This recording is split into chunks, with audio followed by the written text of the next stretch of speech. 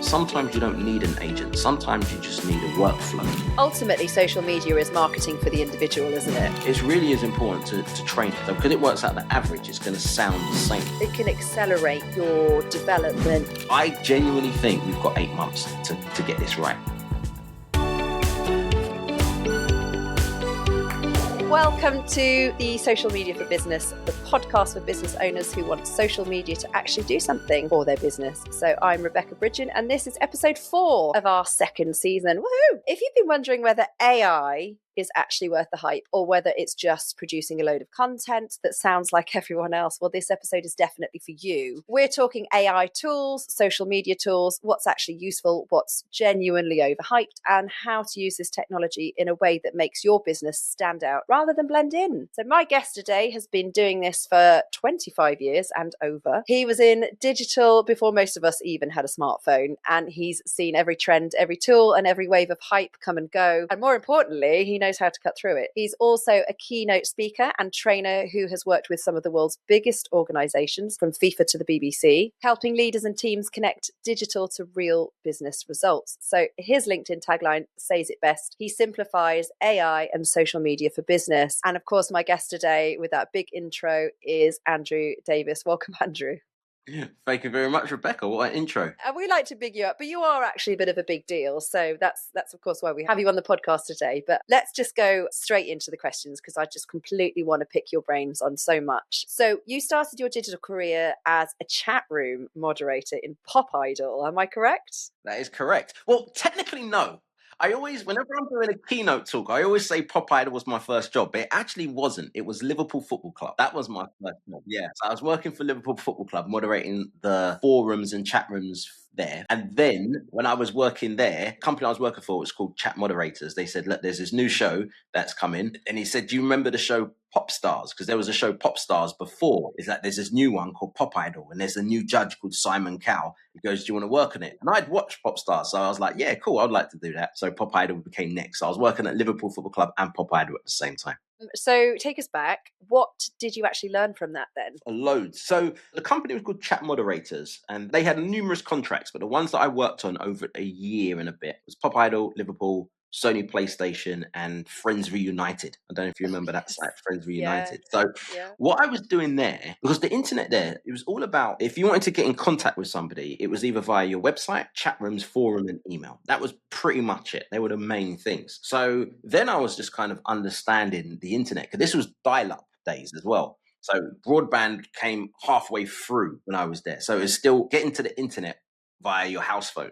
It was those days. And then you just started to see how people would interact online, whether they're in chat rooms, whether they're in forums, what can be said, what can't be said. Because the reason I would moderate forums is because, well, my job seems fun, but actually the reason why you have moderators at the time was actually to stop like people trying to pick up kids. So what happened was people going into the chat rooms, and then my job was to spot them. That was part of my job. So you'd see certain people, they would say ASL, which basically means age, sex, location. That's how people would say. That was like the shorthand there. So I would just be spotting that. And then you start noticing things like, all right, this person said this to this person 3 weeks ago. Now they're saying, oh, okay, what schools do you go to, or what schools are near you? And like it wouldn't be like immediately, it'll be over a course of like a few sessions. And my job, actually, part of my job was to moderate that. So it's not, we went from really fun to like, oh, this is quite serious. So security, but it's relevant. Yeah. Yeah. And then when I went to Friends Reunited, the reason I went to Friends Reunited is because they just got sued by somebody who, so I think it was called corporal punishment, was where you were allowed to hit kids in school. I think it stopped in 1986. But somebody put on a forum that this particular teacher hit them, and it was 1988. Now, that teacher went for a job, and he didn't get the job because, well, at the time, schools would go to Friends Reunited and look what people would say about teachers. And then he didn't get the job for that, found out, said it wasn't true, sued Friends Reunited and won. So then they was like, right, we need people to moderate these. We can't just let people come up and just put whatever. So that was actually the beginning of like moderation when it came to chat rooms and forums. So I was lucky to be there, and I was doing that for just about a year actually. But again, if you look 25 years later, it's still in this. Like, how do we moderate social media now? It's nothing has really changed from that point of view. Yeah, and that was actually one of my comments I was just about to make. Is that was all going on, and interesting that you were saying that back then companies were looking at social media to understand a person's character or sort of for hiring purposes, and actually, especially on LinkedIn, that still goes on. You check out someone's LinkedIn profile to get the feel of somebody. Are they hireable, basically? But then, like you say, how do you know if everything on there is true? Yeah, that's not just for work. That's for anything, dating, friendship, whatever it is. People do that. And going back to what you just said, how do you know it's true? You don't.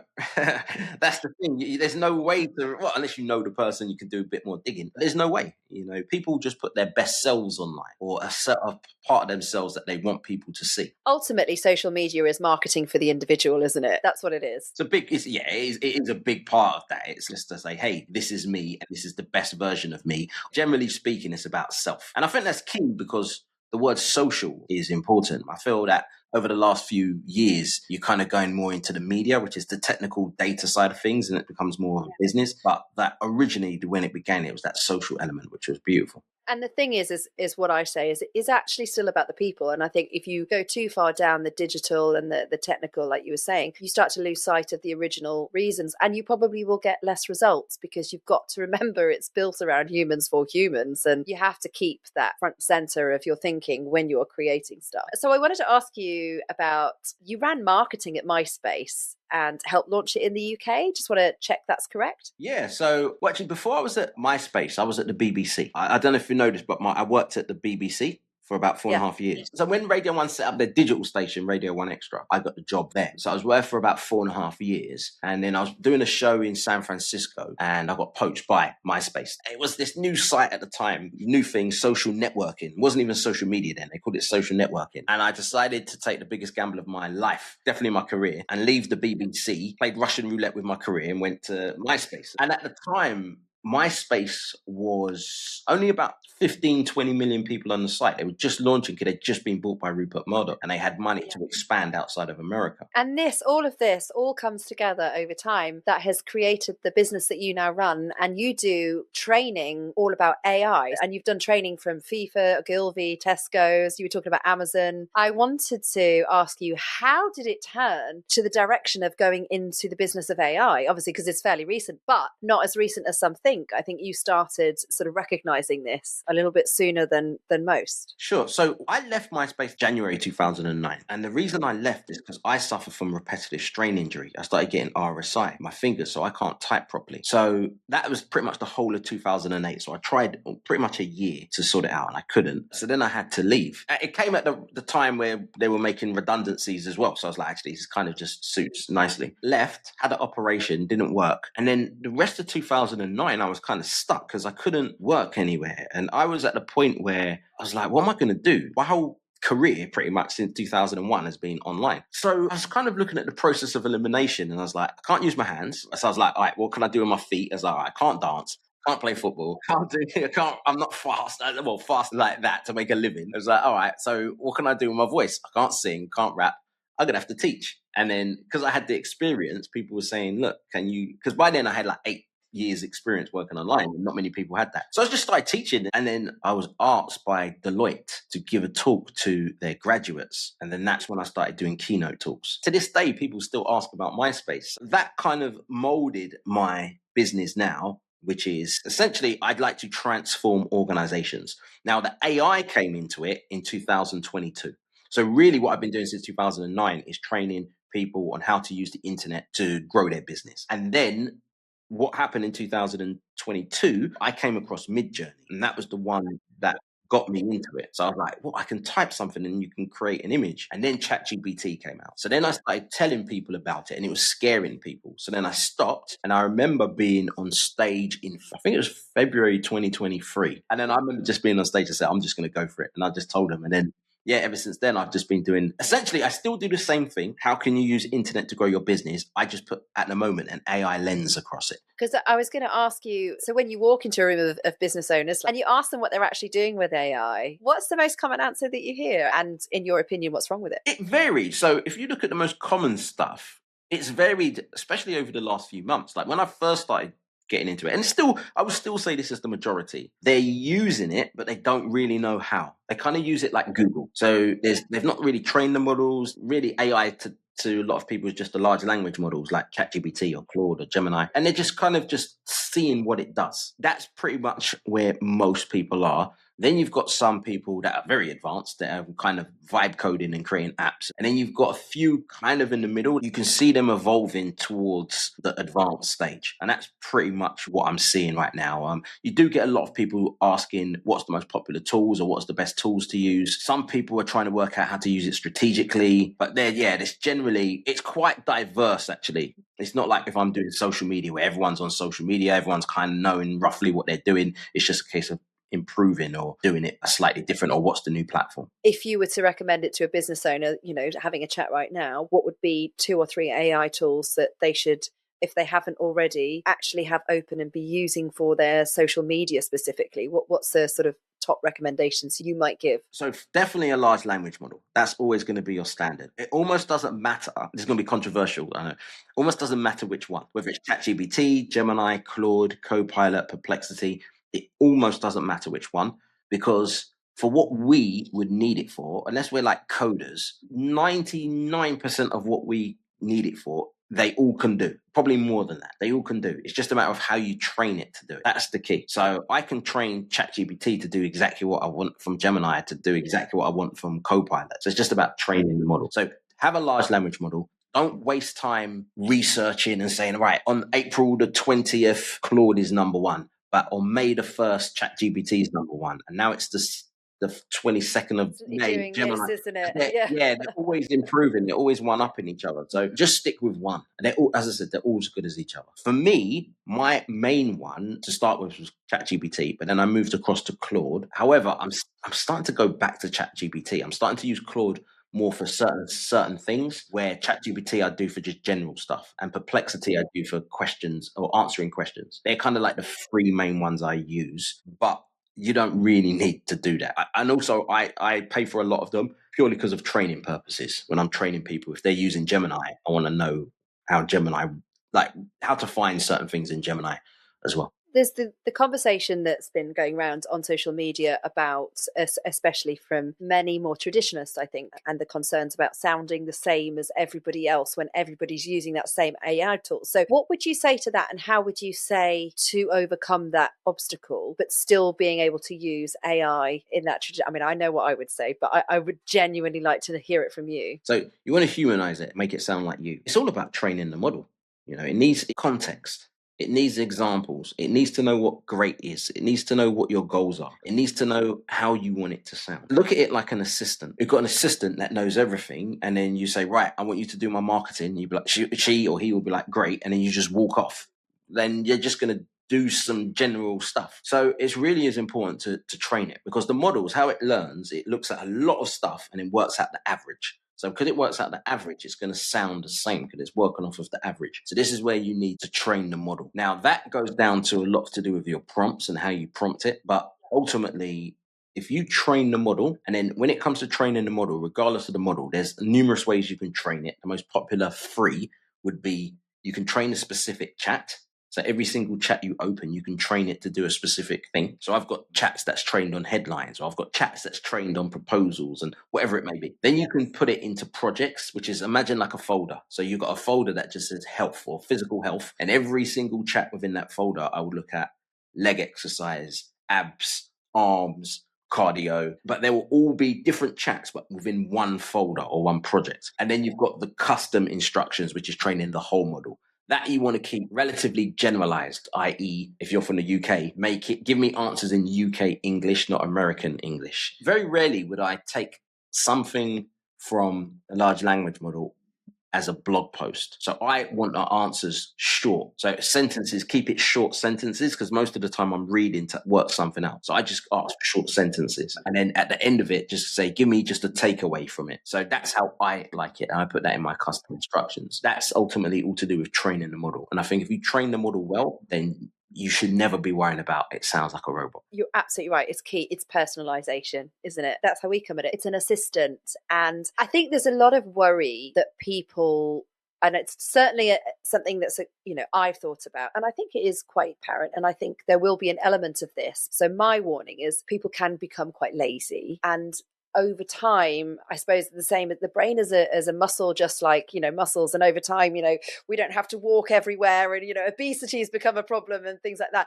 And actually that could be a genuine concern for AI. Your brain, you don't have to think that much, but you really do, because it's key. Like you're saying, it's the organization, it's working out, it's being really specific, it's thinking critically. And when you're reviewing the content that is being delivered by the AI, you need that critical perspective and review to bash it about to be the thing that you want it to be. And that takes brain power and your personality and personal preferences. Like you said, like you want it, this way, but actually somebody else might want it this way. But actually, ultimately, that's going to in turn be a personal expression from the AI, the way that you want it to be. It's like an AI sandwich. Like I say 15% you, then you put it into the AI and that does 70%. And then you just like put that extra 15% on it. So you're kind of topping and tailing. But the whole AI is going to make you lazy. I don't agree with that. I can see why people say that.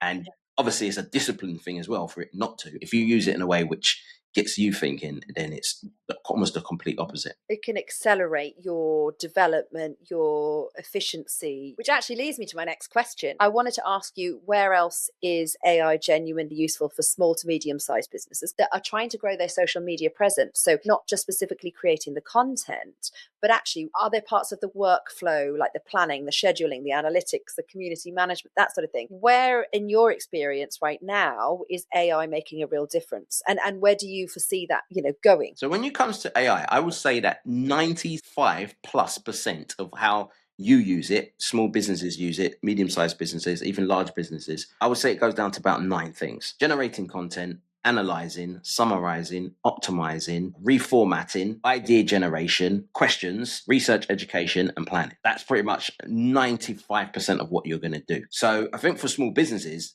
that covers all of them. So a lot of people look at AI from a social media point of view and think, all right, let's use it for content creation. Very rarely would I use it for content creation. I'll use it to plan.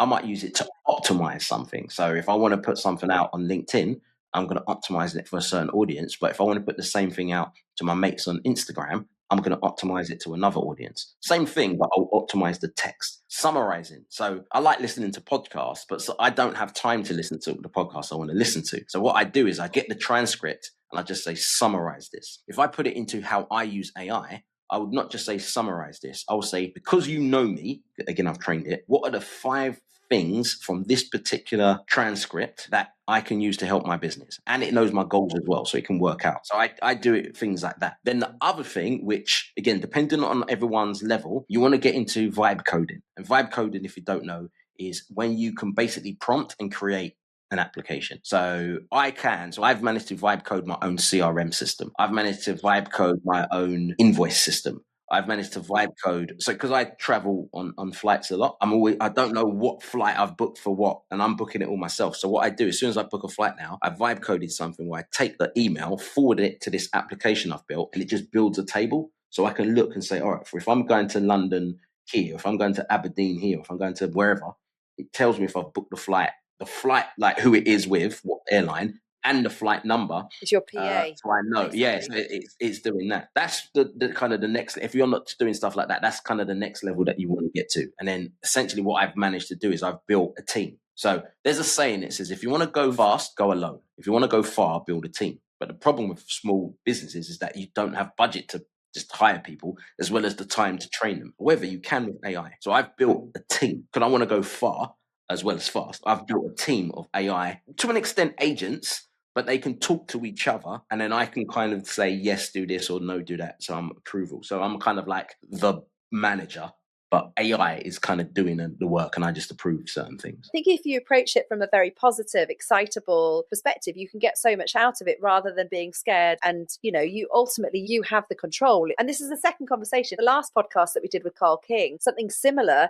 he's been doing the same thing and really sort of trying to digest for his own business purposes, that AI journey. So I think it's easier to do it on the smaller teams, of course, and have that impact more instantly than the larger companies. companies, but it's all happening, isn't it? So my next question was, because obviously you've done MySpace and you've seen Facebook, you've seen the rise of TikTok, which has had a dramatic impact on the social media landscape. You've also watched businesses make the same mistakes each time as well, more than likely. So what's the mistake that's playing out right now with AI that you can see coming from a mile away that most business owners can't?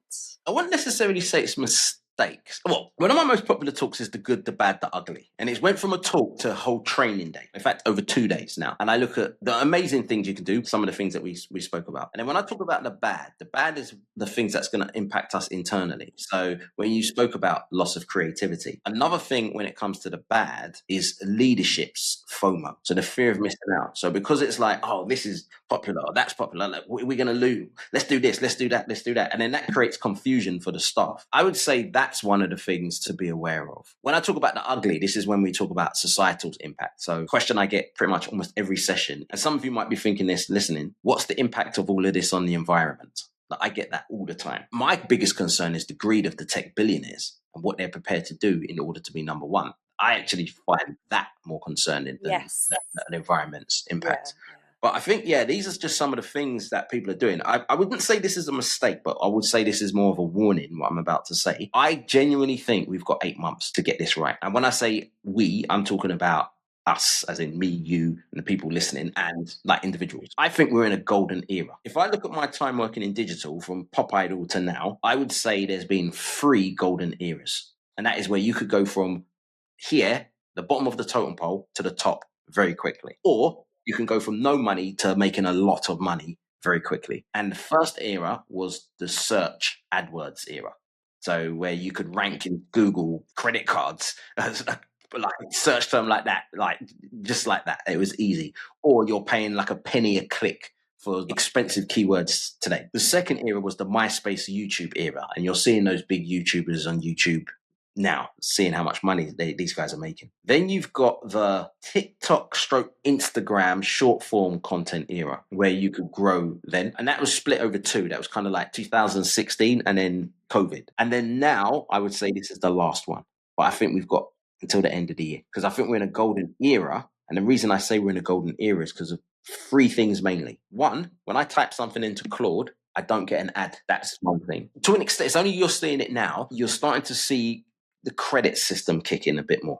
But before there wasn't. And what I mean by that is you type something in and you can just continue doing it. Even if you're paying £20 a month. Now it's starting to say you've run out of credits. You can't do this. I've noticed that. Yeah. This is kicking in now. This is why I say we're coming to an end now. The second thing is there's no regulation. Now, some people might say that's a bad thing because look what Grok's doing. But the flip side is who's going to regulate it? The US government? I'm sure you don't want that. Do you want the tech companies to do it? Do you want Mark Zuckerberg and Elon Musk and all of these guys to run it? No.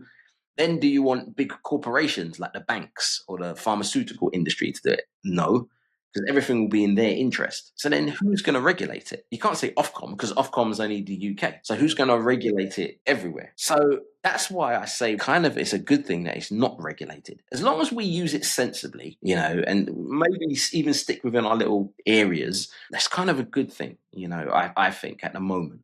I can see, obviously I'm balanced. I'm a Libra. I see both sides. But I can see good and bad. The third thing is that right now, it doesn't cost us that much. The platforms are taking a hit. They're taking a huge hit. It's costing them millions a day to keep us running. And for £20 a month, or even for free, the amount of things that we can do. I can show you how you can vibe code for free and build a CRM for free or do all of this for free in less than 30 minutes. That's not going to be there forever. I think this time next year, you won't be able to do a lot of these things for free. So this is why I say to people, now's the time to do it. Don't learn on your expense. Learn when it's on their expense. Make the mistakes now and then grow because, as I said, next year things are going to be completely different. We'll miss these days. And I might have to pick your brains about the vibe coding then, because you'll offer training and things like that, won't you? So yeah. I do a lot of training in the vibe coding. Again, just keeping it simple. I'm not like a developer. This is just what can marketers do? What do we actually need? Not all of this unnecessary stuff. And kind of understanding that you're getting into this world of agentic AI. And a lot of people are talking about AI agents, which sounds great, but sometimes you don't need an agent. Sometimes you just need a workflow. And it's just kind of working out what are the workflows that we need. rather than go for a whole AI agent that's going to cost a lot of money. So yeah, these are the things. Vibe coding is, I really like it as someone who's not techie. Yeah. As someone myself, I'm not techie, but I know what I want. Yeah. And I can sit down to a developer and say, look, I need you to do this, this, and this, but I don't know how the whole thing works, but I can type it.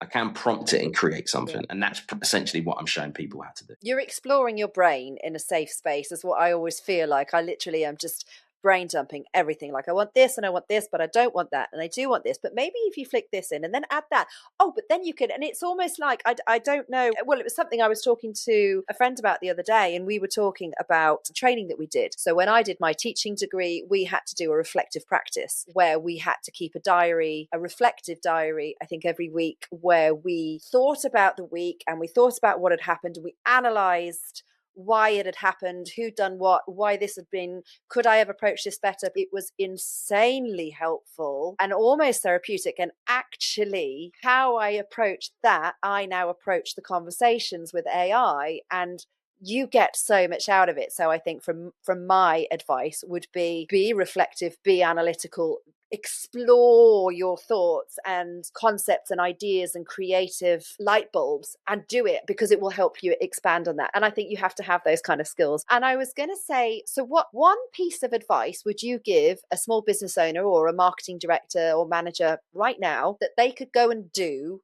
with AI in the next 24 hours that would have a positive impact either on their operations or their creative idea flow or content delivery or whatever? What would you recommend? Train the model. And what I mean by that is go to the ChatGPT or whatever and then just say, what do you know about me? And then it just will it'll break down everything you know about it.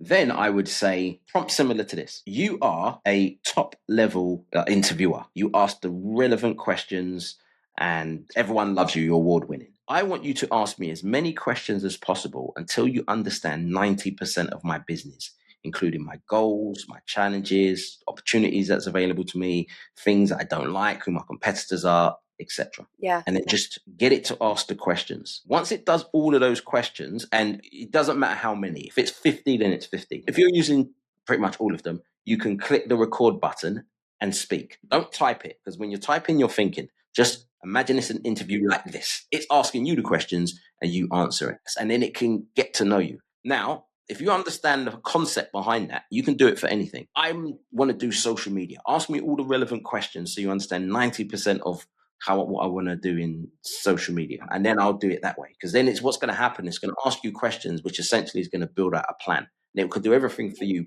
bar post, even though it can technically post. But I personally wouldn't be just putting text posts out. So that's what I would do. Absolutely brilliant advice. I'm definitely, actually, whilst you were talking about this, I was thinking what I'm going to do is I'm going to put my transcripts of all of my podcasts and train the LLM with all of the specialist expertise that's been delivered in the podcast for the last 2 seasons to make it a real specialist, because I've had the opportunity to speak to so many people. And actually, to our listeners, if anybody would like to obtain the transcripts of the podcast, please let me know if they want to do the same, actually, because we've got some fantastic advice from some fantastic guests like yourself, Andy. So that's really got the brain tickling. And you can do that for other podcasts as well. And what I mean by that is, let's say, for example, you like Diary of a CEO, and when he's talking about AI stuff or fitness, you can just go to those, get the transcripts, I would put it into Notebook LM.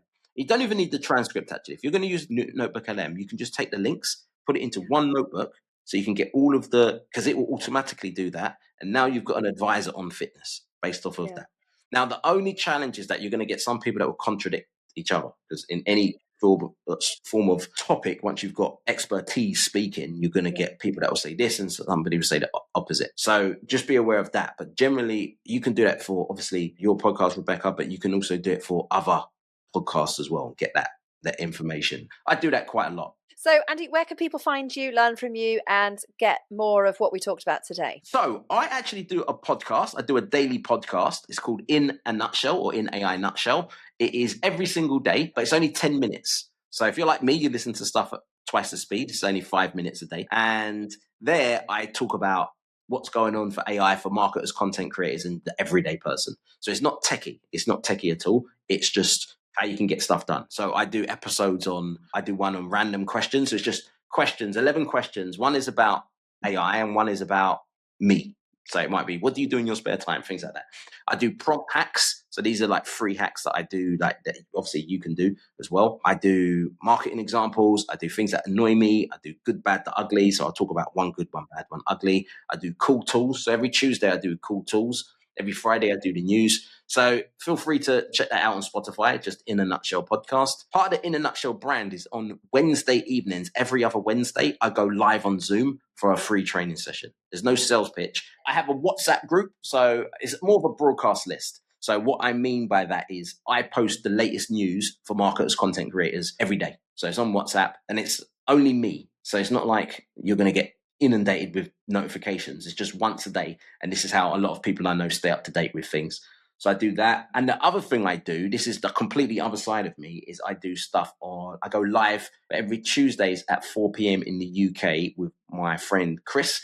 And we do what's called AI Live. And there we just focus on videos. So we do a lot of spec ads. So what are people doing in the AI video space?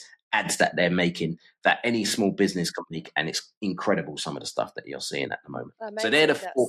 So the WhatsApp group and all of that. If you want to just go to my website, which is Andrew Miles Davis, and Davis spelled Davis. So andrewmilesdavis.com. And then you can just see pretty much there. So it's on the menu bar at the top, resources, and it'll be all of there. So that was Andrew Davis today. And if you want to explore more of his work, he's just given you everything that you need to know. And I, for one, am definitely going to sign up to a lot of that. But he's also put together an AI starter toolkit, actually, I think, which I saw recently, which he put out, which is definitely well worth a look. So do get in touch with him and we will endeavour to drop the link in the show notes. So the big takeaway from me today is AI isn't going to replace your voice, of course. But if you don't start learning how to use it, like Andy said, you've got 8 months, which I think is a big notice in this episode today. So if you don't use it, then someone else will, and they will be overtaking you. So, and they'll be producing more content strategically, consistently than you will be. So if this episode was useful, please obviously do us a favor. Please share it with one business owner who you think needs to hear it or will find it helpful. And that's how good podcasts grow. And obviously do start following Andy, because he genuinely does deliver all of that content consistently, and I've seen it and we've known each other for a little while now, and he really does do what he says he does.